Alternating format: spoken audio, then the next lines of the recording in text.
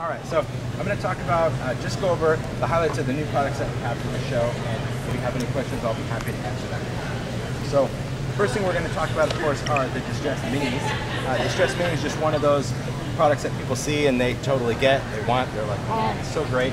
So yes, it is a mini version of the Distress, but more importantly, I want to talk about some of the design features that were key to me when we were working on these mini pads. So first off, these are stackable, so these will lock together.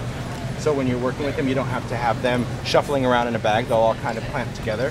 Another thing that was key for me though is I wanted this to be a mini Distress pad, meaning it's exactly the same ink, same felt, same everything as your Distress pad. So when you open this up, you're going to see that it's a really high raised felt because a lot of people still use their ink pads going direct to surface. So having that as a raised pad was really important for me. When you work with these do the same things these do. I was saying yesterday, it's kind of a tough demo day because people were like, so what do these do? I'm like, well, these do what these do. They're just smaller.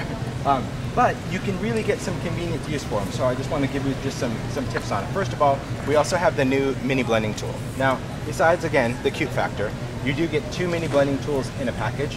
It's a different design of a blending tool. It's a round blending tool, and it's designed like this for a reason, because I could have just chosen a small square, but I wanted it to be round, and here's why. First of all, if you're just going to ink the edge of something, this makes it really convenient for a lot of paper crafters that just want to go around and they want to ink the edges of things. They want to ink the edges of photos or cards. It's kind of like a little sports car, right? Gives you just a lot more control just to ink those smaller edges. In addition to that though, it's also great for stenciling. Stencils clearly are like an amazing craze, which we all love. But if I want to go in and I want to stencil using inks, I can use a variety of colors. And instead of going in that circular motion like we're used to, I can now use this blending tool in a pouncing motion, and I'm not going to get any of those harsh lines. That's why I did this round. Really critical for that. So I can go in and I can combine my colors, I'm not going to contaminate my inks. So with the square, if you pat like that, you're going to get a line in a corner every time.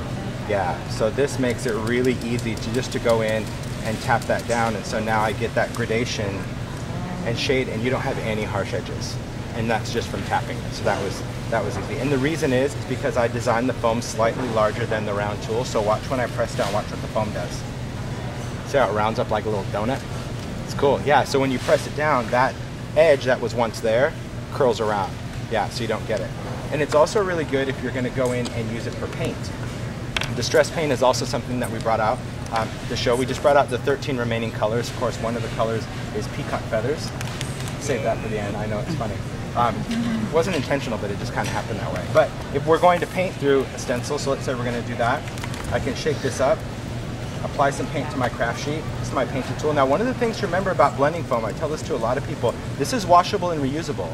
So whether I have ink, whether I have paint, whether I have anything on there, even if the Distress paint dries on this foam, Distress paint will wash out of this, even after it's dry, just soap and water. So this is going to allow you to go in just with any of your paints and kind of get that feathered look. I can blend my color if I want, I can go in with ink, but I get that same effect with paint, which I think is really cool because if you see it, that's in true color, you can see that kind of fade when you're working with that, and I like that. Okay.